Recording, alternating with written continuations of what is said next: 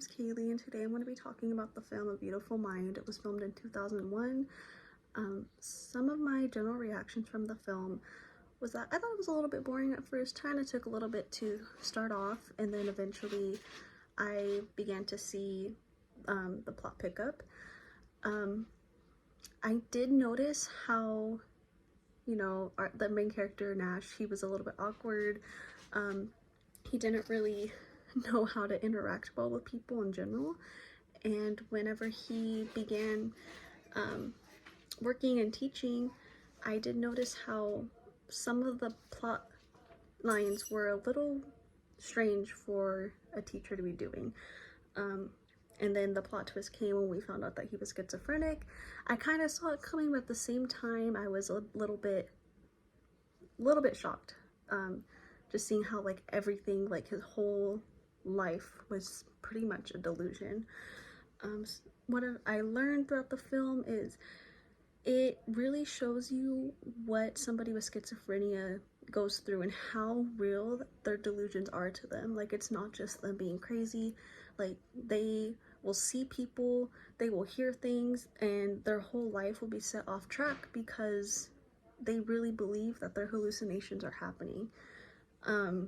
And I like how the movie also shows that people can go back to a normal life, and I like how it kind of takes away the stigma from that.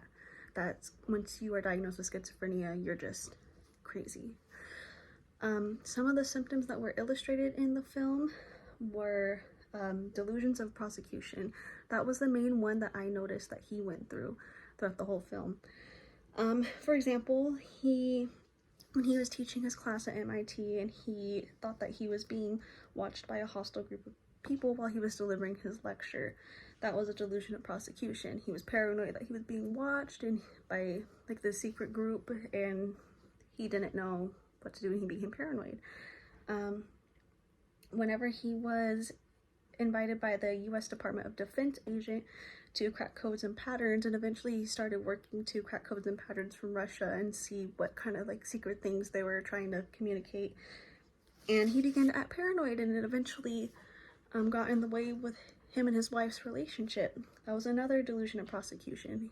And lastly, when his wife finally called and he got sent to a psychiatric facility, and he believed that the workers in the facility were Russians.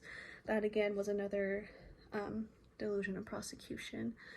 And when he also found out that Charles and Marcy were not real and he was telling them goodbye, that was a really sad scene, when he realized that they weren't real. And that was a shock to me as a viewer, because throughout the whole time you realize that's his best friend and he wasn't real.